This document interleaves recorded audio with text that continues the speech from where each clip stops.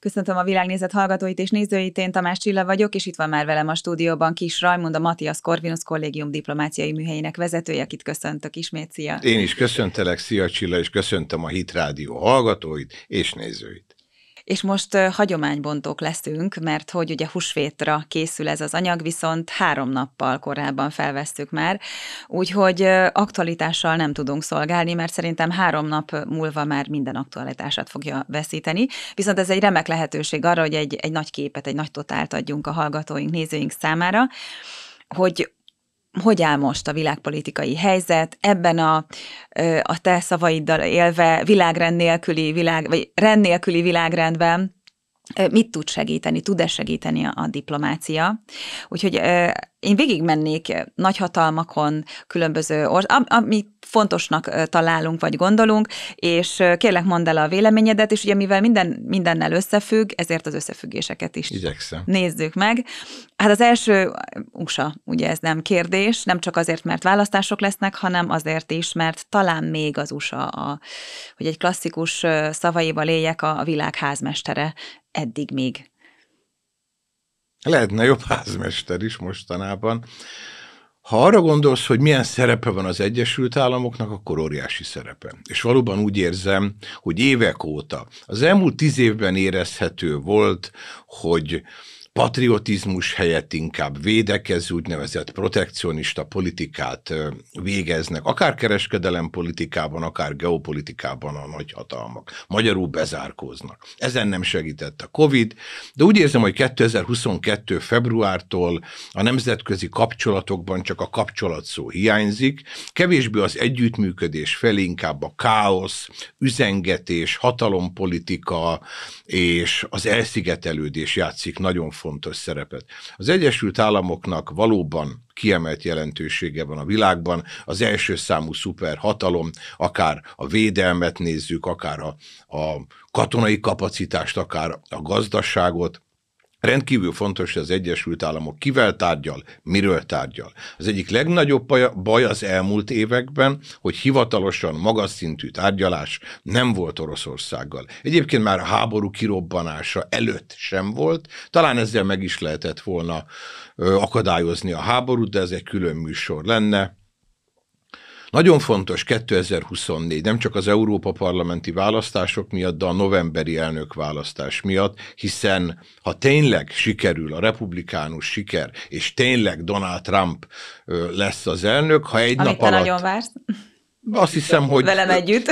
Önző módon minden magyarnak jobb lenne, hiszen tudjuk, több műsorban beszéltünk, személyes jó kapcsolat a magyar miniszterelnökkel, elismeri a magyar értékek. Hát meg az egész világlátása Bidenhez képest. Teljesen más. Így van, és remélhetőleg, hogy Ukrajnával is dűlőre tudna jutni. Nem gondolom, hogy elengednék Ukrajna kezét, támogatást biztosítana, jóval kevesebbet, jóval szerényebbet, de egy kompromisszum kell. Kell egy kompromisszum Oroszország részéről is majd, ez egyre nehezebb lesz, hogy eszkalálódik a két fél között, nem Európa felé a háború, egyre véresebb a háború, egyre többen halnak meg. Tegnapi adat, tegnap például az orosz hírügynökség szerint közel 500 ukrán katona esett el a fronton, ezek sajnos nagyon nagy, tragikus számok, és nem közelednek az álláspontok. Tehát ma lehetetlen tűzszünetről, békeszerződésről tárgyalni, valóban az Egyesült Államok kellene ehhez,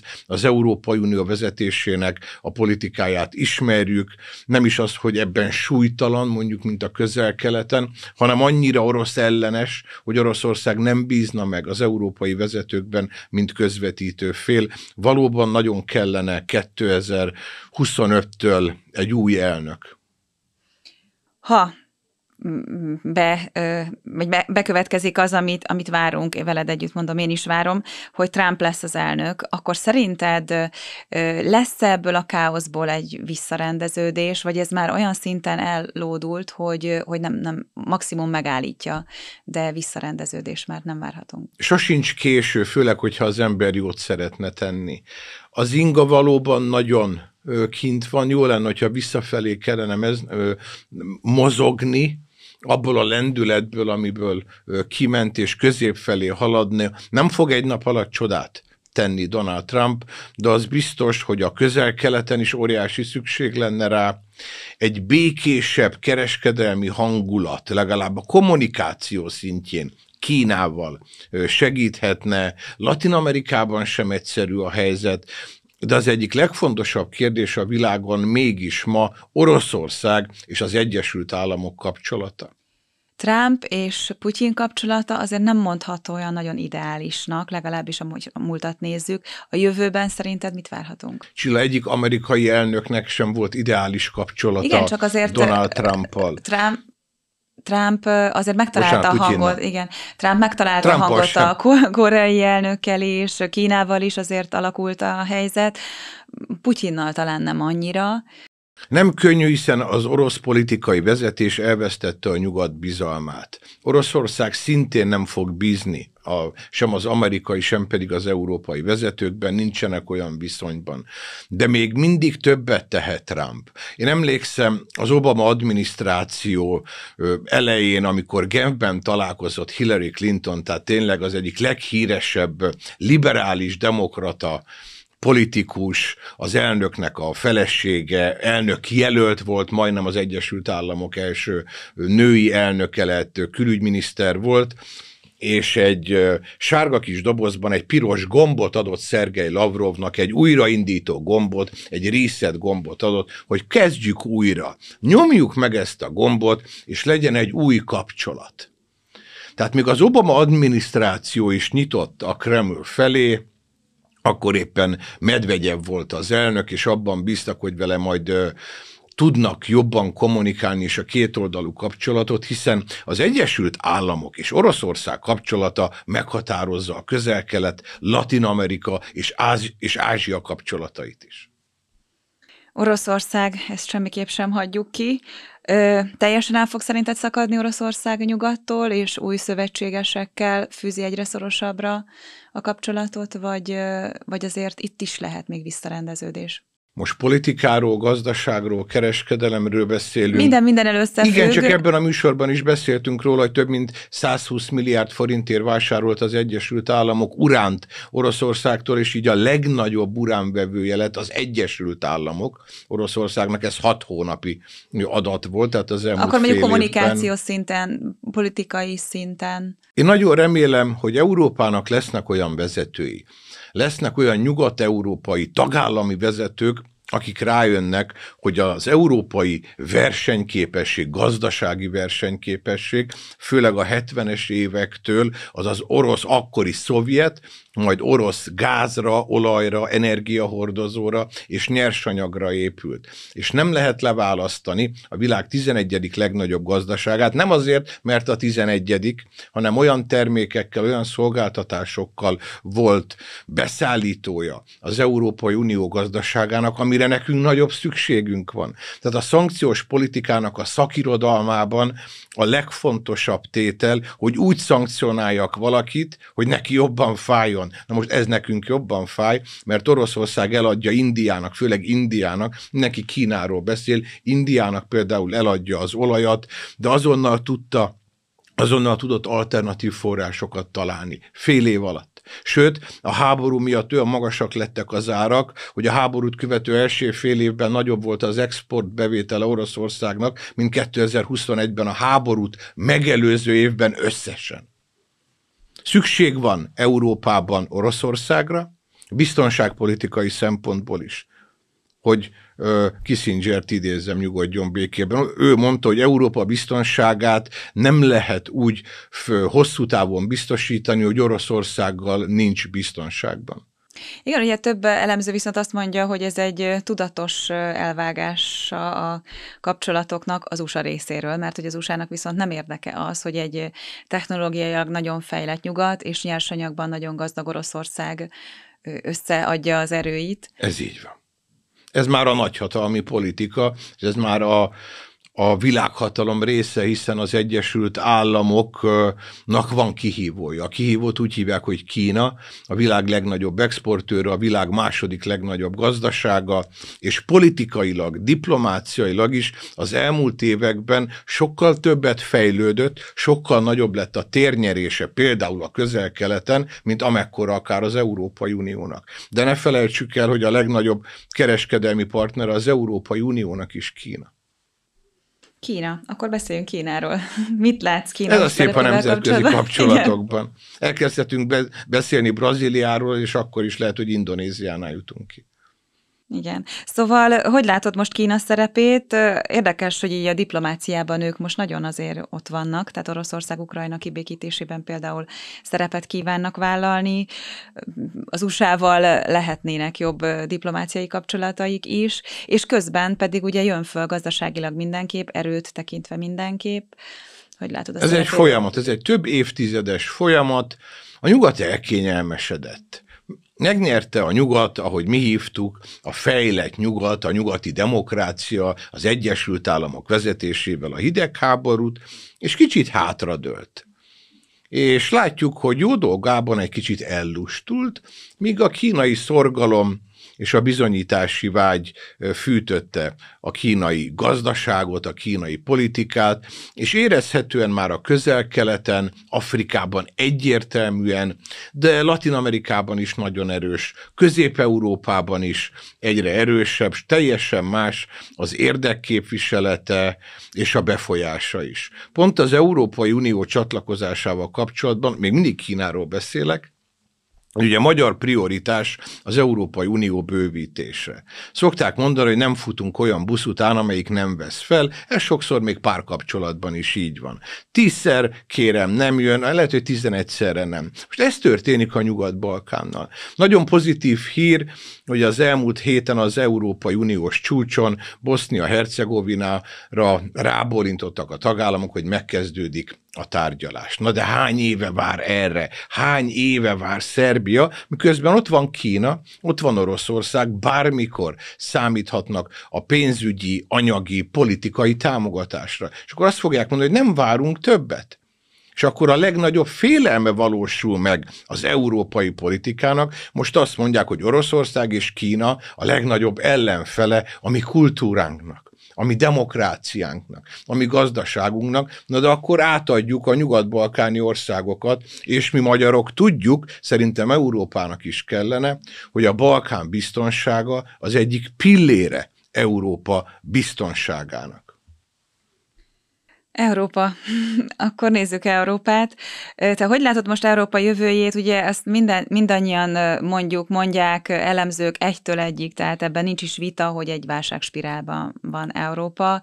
Szerinted például az európai parlamenti választások hozhat ebben változást? Ki tud-e jönni még ebből a spirálból ez a kontinens, vagy végképp elveszett? És akkor most itt nézhetjük akár a migrációt is. Biztos, hogy nem veszett el végképp, nem veszhet el, ez a mi kontinensünk. Az lenne a normális... ezt mondja. Hát én más mondok. Az lenne a normális, hogyha nem lenne probléma Brüsszelben, hogy azt mondom, hogy én elsősorban magyar vagyok természetesen, és büszke európai. Tehát legyenek erős nemzetállamok, patrióta erős nemzetállamok, amelyek szövetségben együtt alkotják az Európai Uniót. Békében, gazdasági növekedésben. Brüsszel nem a főnököm, az Európai Bizottságnak a vezetői tagjai nekünk dolgoznak. Neked, Csilla, a hallgatóinknak, és nekem, a mi mandátumunkból, a mi érdekünkből, a mi megbízásunkból. Ez nem utópia, ez lenne a dolguk. Csak igen, nem ez történik. Mód, ez igen, helyes. Igen, nem ez történik, ez lenne a feladatuk. De a demokráciában ez a szép, hogy ez változhat már idén. Szerintem nem fog teljesen megváltozni, de ha csak közelebb kerülnek azok a politikusok, akik megbízást kapnak Bulgáriától Franciaországig, hogy Brüsszelben képviseljék a hazájukat az Európai Parlamentben, akkor sokkal nehezebb lesz azoknak a dolga, akik eddig a szuverenisták ellen küzdöttek.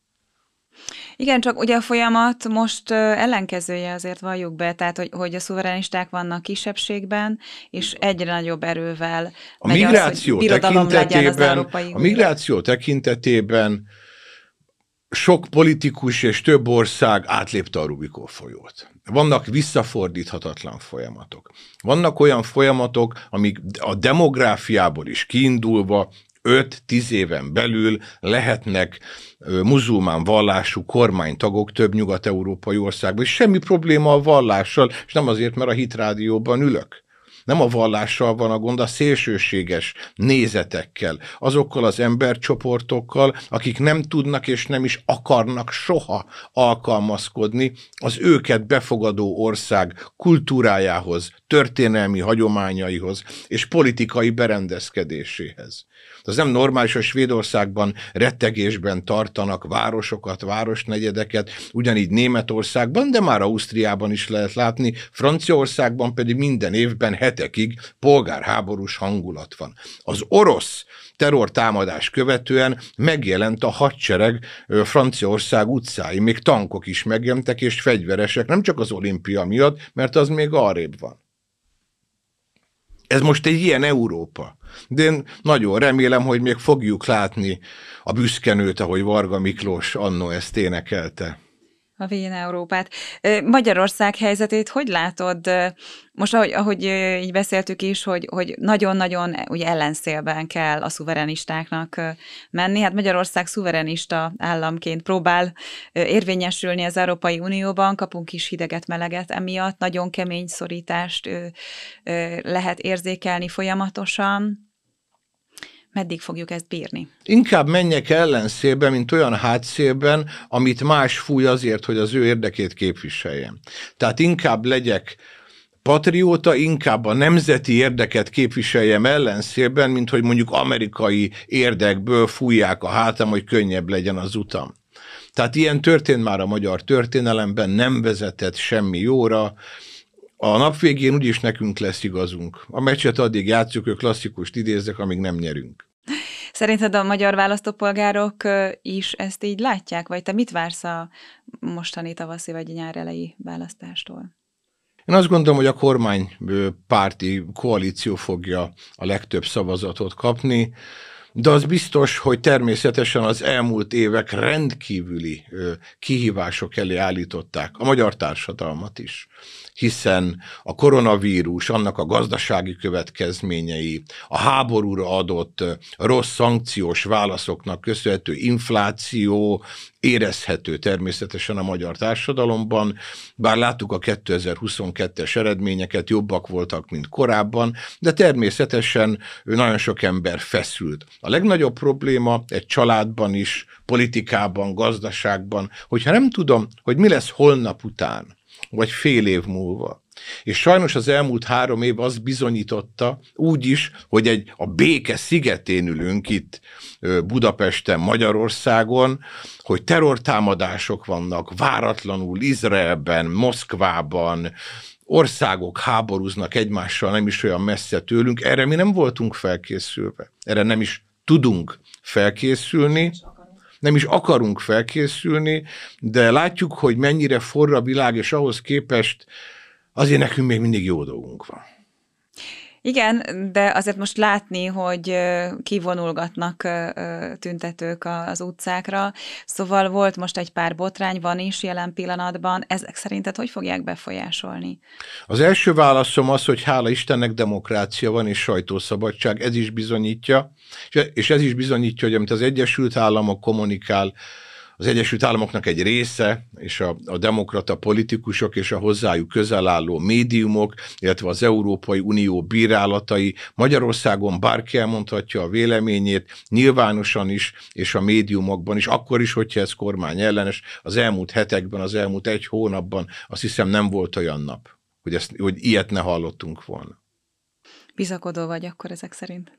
Mindig bizakodó vagyok, különben nem ülhetnék itt a stúdióban. No, Közel-Kelet, az egy nagyon fontos pontja a világnak. Sokszor nem is érti az ember, hogy mondjuk egy icipici Izraelben történtek, és akörül történtek, az egész világot fel tudják forgatni. Hát most pedig volt is egy olyan esemény ugye októberben, ami meg nyilvánvalóan felforgatta a világot, de azóta is azért tart ez a nagyon, nagyon feszült, nagyon puskaporos pillanat, és az a kérdésem, hogy szerinted hogy fog alakulni a Közel-Keletnek a jövője? Nagyon sok szakértő azt mondja, hogy egyszer nincs megoldás Izrael számára, gázai konfliktus, illetve Izrael és arab konfliktusra. Te diplomataként mit látsz? Nem vagyok ma diplomata, de voltam jó sokáig, meg sok helyen. Nagyon nehéz. Nagyon nehéz. De te látsz megoldást? Vagy te Ki fogom fejteni, nem úszom meg ennyivel, hogy nehéz. Az elmúlt napokban is eszkalálódott a vita a nemzetközi diplomáciában, politikában is. Pár nappal ezelőtt az Egyesült Államok nem vétózta meg az ENSZ biztonsági tanácsa elé beterjesztett tűzszüneti javaslatot. Ez Izrael számára óriási csalódás volt. Erre Izrael azonnal nagyon friss, tegnap előtt lemondta az egyik legfontosabb kormánydelegációnak a washingtoni útját. Nem mondhatjuk, hogy az Egyesült Államok és Izrael kapcsolata felhőtlen. Pont Nixon óta a Kissingeri külpolitikának köszönhetően Izrael első számú szövetségese, barátja az Egyesült Államok volt. Itt megint a személyes ellentétek, politikai ellentétek azért érezhetőek voltak folyamatosan, legutóbb Barack Obama, az Egyesült Államok elnöke és Netanyahu izraeli miniszterelnök között. Most szintén érezhető egy Biden-Netanyahu ellentét, ami még inkább megnehezíti az amerikai elnöknek az idei Izraellel kapcsolatos kommunikációját, hogy a demokrata pártban is vannak olyan képviselők, akik nem nézik jó szemmel Biden izraeli kommunikációját, támogató kommunikációját. Miközben az Egyesült Államok választópolgárainak többsége, ez lehet akár 60-65, valaki 70%-ot mond, egyértelművé tette, hogy Izraelt kell támogatni. Párhuzamosan palesztin barát tüntetések vannak az Egyesült Államokban, tehát egy nagyon éles politikai kettősségnek kell megfelelnie a Biden adminisztrációnak, miközben 2024 a választás éve.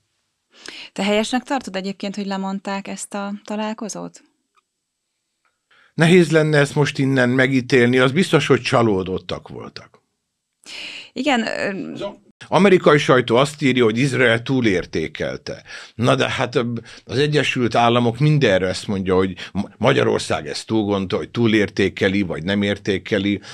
Én azért meg tudom érteni Izraelt is, hogy az első számú szövetségese tartózkodott egy olyan szavazáson, aminek eredményére vonatkozóan Izrael jelezte korábban, hogy teljesen mindegy, mit mondtok New Yorkban, mi háborút vívunk a terroristákkal, mert elrabolták a gyermekeinket, asszonyainkat, férjeinket, gyermekeinket. És ezt a háborút mi folytatni fogunk, csak hogy a javaslattal is ismertessük meg a hallgatóinkat. Az volt az ENSZ főtitkár javaslata, hogy a Ramadán idejére Izrael teljes tűzszünetet hirdet, és a Hamas visszaadja az összes elrabolt terroristát.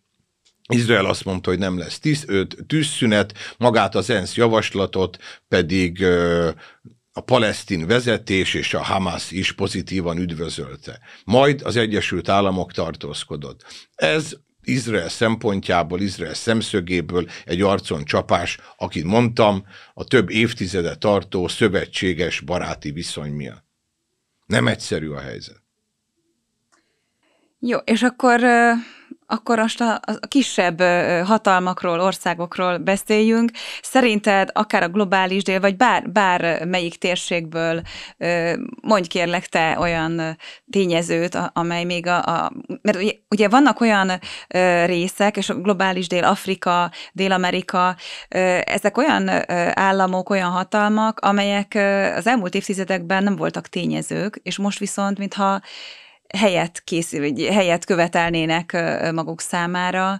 Te hogy látod az ő mozgásukat, és az átalakulásban szerinted kapnak-e helyet? Dél-Kelet-Ázsiában A pici városállam Szingapúr mindig kakuktojás volt, egy akkora országról beszélünk, Budapest, Nagykovácsi Érd agglomeráció az ország mérete, hihetetlen külpolitikával, a két legnagyobb szövetségese, Kína és az Egyesült Államok, ebből tanulhat a világ. Ez nem fog változni. Aki most kakuk tojás, az pedig Indonézia. Szerintem nagyon keveset beszélünk, nem csak mi, Magyarországon maximum aki megteheti, elmegy Bali szigetére, egy 3 milliós Indonéziához tartozó sziget. Indonézia mérete akkora, mint ide Irak, tehát elég nagy országról beszélünk. A világ legnagyobb muzulmán lakosú országa, a világ 4. legnépesebb országa, és a gazdasági fejlettségének és a népességnek köszönhetően a következő 10 évben ők is széket fognak kérni a nagyok asztalánál. Ahogy most India széket kért a 1,5 milliárdos lakossággal, ahogy Kína már régóta, én azt gondolom, hogy nem Brazíliáról fogunk beszélni a következő években, Európában természetesen Törökországról változatlanul, Indonézia lehet nálam a következő befutó, aki egyre inkább markánsabb véleményt fog megfogalmazni. Összességében hogy látod, hogy ebben a rend nélküli világrendben lesz-e valaha rend? Ez rajtunk múlik, az embereken múlik, a politikusokon múlik. Tehát ez nem egy lejátszott meccs? Nem, mert az egyensúly többek között Kissinger tudta megoldani a 70-es években, meg lehet oldani ezt 2028-ban. Hát több vagy kellene. Mi a kulcs? Mert most úgy tűnik, mintha egyre nagyobb káosz lenne. De igen, de a káoszból lehet rendet csinálni. A hidegháború nem volt elég káosz, a disznóöböl, a kubai válság, Kennedy meggyilkolása után jött Nixon és Kissinger. Tehát a legnagyobb káoszból lehet rendet tenni, bizalmat kell építeni, nagyon nehéz. Nagyon nehéz lesz kereskedelemben Kína és Oroszországnak, Kínának és az Egyesült Államoknak közös nevezőt találni. Miközben fű alatt kereskedelmi rekordot érnek el egyébként, ahogy a nyugat-európai országok is éppen kétoldalú export-import kereskedelemben rekordot döntenek, ahogy Törökországgal is, csak ugye nekik lehet, hogyha mi, akkor természetesen más megítélés alatt. Nehéz lesz Oroszország felé a bizalmat, de ez hosszú távú folyamat. Oroszországgal kell kereskedni, mindegy, hogy ki lesz majd az elnök, hány év fog eltelni, szükségünk van. Plusz nem megyek bele olyan geológiai, geostratégiai jövőképekbe, ami a globális felmelegedésnek is köszönhetően, mi lesz, hogyha elolvad Szibéria felett a tundra, ott búzamezők lesznek, gabonára meg szüksége van a világban. Oroszországnak olyan rejtett kincsei vannak, pont a globális felmelegedésnek köszönhetően, ami miatt még nehezebb lesz elszigetelni.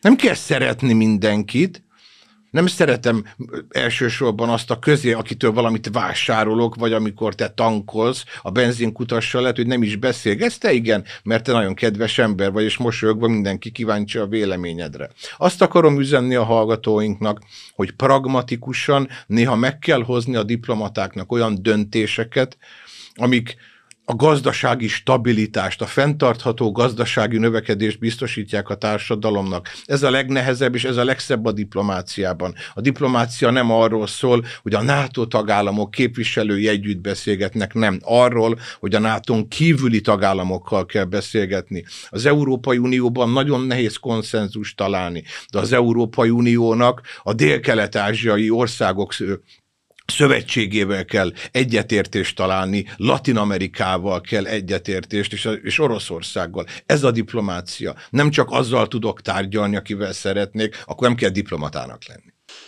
A diplomatákon lesz a jövőben akkor a világ szeme, és reméljük, hogy ügyesek lesznek. Nagyon köszönöm, hogy itt voltál. Köszönöm szépen.